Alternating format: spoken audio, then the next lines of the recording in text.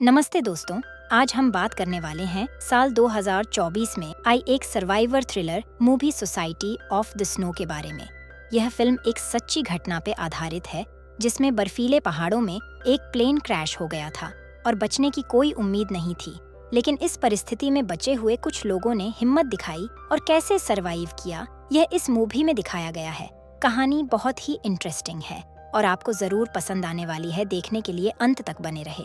तो कहानी की स्टार्टिंग में हमें 1972 का समय दिखाया जाता है, जहां स्कूल के कुछ दोस्त एक ट्रिप पे जाने का प्लान कर रहे थे। उन्हें सैन डिएगो का टिकट सस्ते में मिल रही थी, इसलिए वही जाने का प्लान करते हैं और फ्लाइट 571 का टिकट बुक कर लेते हैं। इनमें से कुछ लोगों के घर वाले भी इनके साथ जा रहे थे। उनके टीम में टोटल 19 लड़के थे और उस फ्लाइट में टोटल 45 पैसेंजर्स जा रहे थे। सब लोग बहुत खुश होते हैं, लेकिन प्लेन टेक ऑफ करने के बाद थोड़ा आगे जाकर अचानक से हिलने लगता है तो सब डर जाते हैं। उनमें से एक लड़का बताता है कि यहाँ पे एक पहाड़ है जो चीजों को अपने तरफ आकर्षित करता है, इसीलिए ऐसा हो रहा है। तो फ्लाइट दूसरा रूट लेती है ताकि वो सैन डिएगो सेफली पहुंच सके। लेकिन ये रास्ता भी सेफ नहीं था। जब वो उस रूट से जा रहे होते हैं तो अचानक से तेज तूफान आ जाती है, जिससे उनका प्लेन अचानक से क्रैश हो जाता है। प्लेन के 2 टुकड़े हो जाते हैं। आधा हिस्सा एक तरफ गिर जाता है और दूसरा हिस्सा तेजी से नीचे की तरफ गिरने लगता है। उसमें काफी लोग मारे जाते हैं। एक लड़का पायलट के पास आकर उसकी मदद करने की कोशिश करता है, लेकिन पायलट बहुत ज्यादा इंजर्ड होने के कारण उसकी मौत हो जाती है।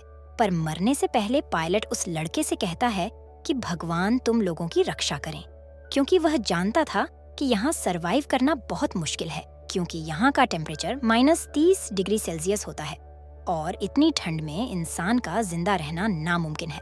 रात को सब लोग प्लेन के अंदर ही रुकते हैं और एक दूसरे से लिपट के सोने की कोशिश करते हैं, मगर ठंड इतनी ज्यादा होती है कि उनमें से कुछ लोग मारे जाते हैं। अगले दिन सूरज को देखकर उनको थोड़ा हिम्मत मिलती है और सभी लड़के मरे हुए 11 लोगों की लाशों को उठा के एक जगह पर रख देते हैं और उनके सामान चेक करते हैं। तो उन्हें कुछ खाने का सामान मिलता है, जिसे वो थोड़ा थोड़ा करके बांट लेते हैं। लड़कों की टीम का कैप्टन उन्हें बताता है कि यहाँ सरवाइव करने के लिए हमें अब बहुत ही कम खाना पड़ेगा, खाने की बचत करनी होगी। रात को ठंड से बचने के लिए वह सब प्लेन के होल को कवर कर देते हैं और उसके अंदर सो जाते हैं। ऐसा करके 3 दिन बाद उनका एक दोस्त नंदो, जो प्लेन क्रैश के टाइम काफी इंजर्ड हो गया था, उसको होश आता है। उसकी माँ और बहन भी फ्लाइट में शामिल थीं। होश में आने के बाद वह अपनी माँ और बहन के बारे में पूछता है तो पता चलता है कि उसकी माँ मारी गई है, लेकिन उसकी बहन जख्मी हालत में अभी जिंदा है। ये सुनकर नंदो जल्दी अपनी बहन के पास जाता है और उसे गले लगा लेता है और याद करता है कि कैसे उनकी फैमिली खुशी खुशी रहा करती थी। अगले दिन मदद के लिए वो लोग बर्फ के ऊपर एक क्रॉस बना देते हैं, ताकि अगर वहाँ से कोई प्लेन गुजरे तो उनके नजर उन पर पड़े।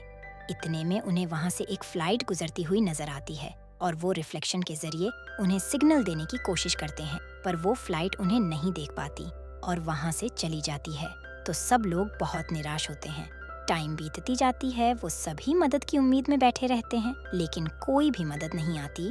तो एक लड़का नुमा कहता है कि यहाँ बैठने से कुछ नहीं होने वाला, हमें प्लेन का दूसरा हिस्सा ढूंढना चाहिए जिसमें रेडियो है और उसके जरिए हम किसी को कांटेक्ट करके उन्हें अपना लोकेशन बता देंगे, जिससे हमें मदद मिल जाएगी।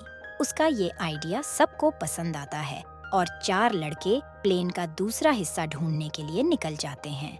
लेकिन जब वो पहाड़ी के पिछले हिस्से में पहुंचते हैं तो वहाँ पे उन्हें कुछ नहीं दिखता। वह लोग उसे ढूंढने की बहुत कोशिश करते हैं, मगर उन्हें वह हिस्सा नहीं मिलता तो सब वापस आ जाते हैं। कुछ दिन बाद उनके पास खाने की सामान खत्म हो जाती है और भूखे पेट रहने के कारण उनके पेशाब के साथ ब्लड निकलने लगती है।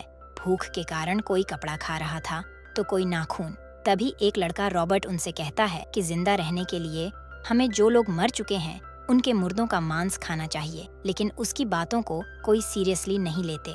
कुछ दिन बाद नंदो की बहन भी जख्मी होने के कारण मारी जाती है, जिससे नंदो बहुत ज्यादा दुखी होता है और सबसे कहता है कि हमें सरवाइव करने के लिए कुछ ना कुछ तो खाना ही पड़ेगा। इसीलिए उनमें से कुछ लोग मुर्दों का मांस खाने के लिए राजी हो जाते हैं और बाहर जाकर मुर्दों के मांस के टुकड़े काट के खाने लगते हैं। अब जो भी मुर्दे होते हैं उनमें से कोई न कोई उनका रिलेटिव जरूर था, इसीलिए वो लोग एक टीम बना के बाहर से मांस लाते हैं, लेकिन वो लोग ये नहीं बताते कि वह किसका मांस है। कुछ दिनों तक वो ऐसे ही मांस खा के जिंदा रहते हैं।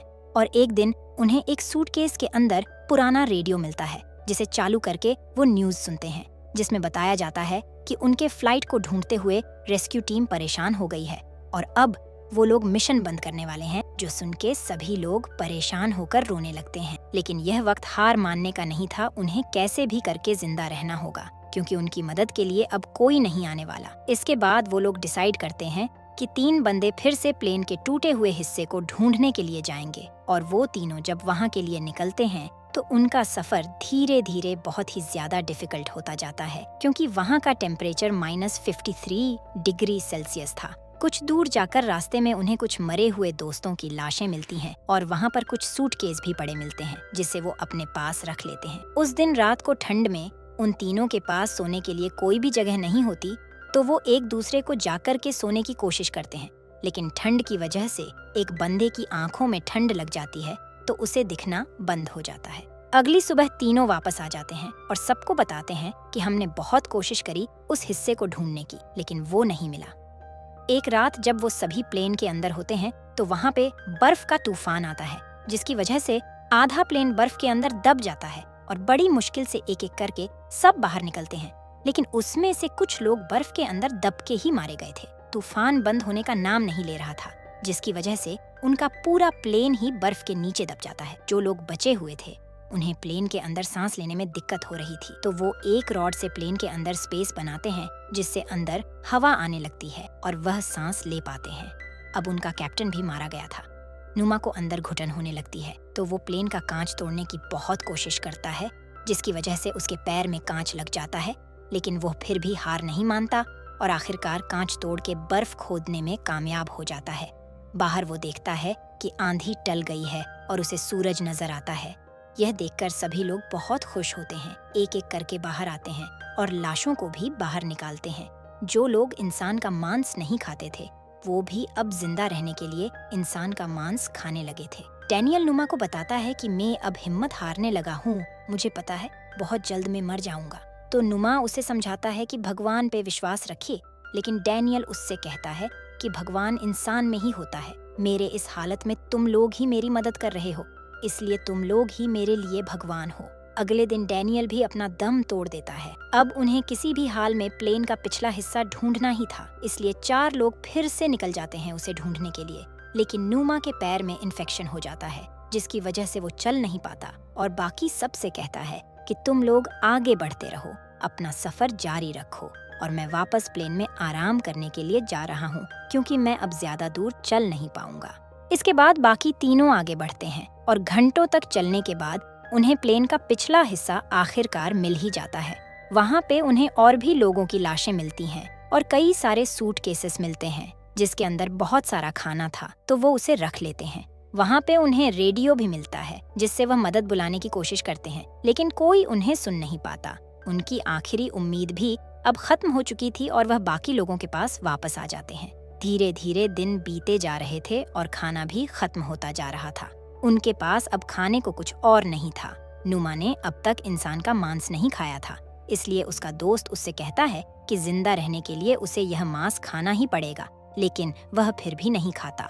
उनके पास एक कैमरा भी था, जिससे वह फोटोज खींचने लगते हैं, ताकि अगर वो सरवाइव कर पाए तो यह यादगार रहे कि वह कैसे वहाँ पर सरवाइव किए थे। और अगर उनमें से कोई जिंदा ना बच पाए और किसी को कैमरा मिले तो उन्हें पता चले कि खुशी खुशी उन लोगों ने मौत को एक्सेप्ट किया था। अगले दिन भूख और पैर का इन्फेक्शन बहुत ज्यादा बढ़ जाने के कारण नुमा की भी मौत हो जाती है। मरने से पहले उसने बाकी लोगों के लिए एक नोट छोड़ा था, जिसमें लिखा था कि वह उसका मांस खा सकते हैं, और वह नोट पढ़ के सब लोग बहुत ज्यादा मायूस होते हैं। इसके बाद वो लोग डिसाइड करते हैं कि वह लोग यहाँ पर बैठे नहीं रह सकते, उन्हें किसी भी तरह मदद लाना ही होगा। और 3 लोग एक बार फिर से सफर पर निकल जाते हैं, ताकि वह लोग पहाड़ों को पार करके किसी जगह पहुंच सके जहां से उन्हें मदद मिल सके। कई दिनों तक ट्रेवल करने के बाद वह लोग एक पहाड़ पर पहुंचते हैं, जहां पे बहुत ही कम बर्फ थी।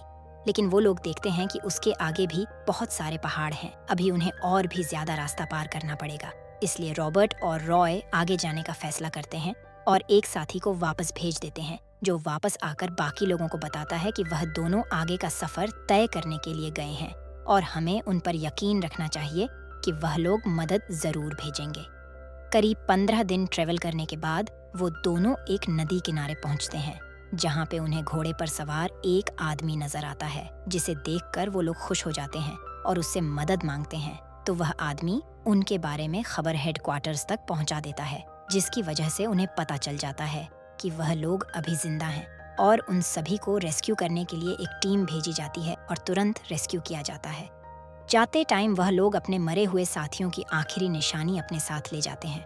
सभी अपने परिवार से मिलकर बहुत ही ज्यादा खुश होते हैं। उन 45 लोगों में से सिर्फ 16 बंदे ही सरवाइव कर पाए थे और उनका इलाज किया जाता है। और इसी के साथ उनकी दर्दनाक कहानी खत्म होती है। Thanks for watching.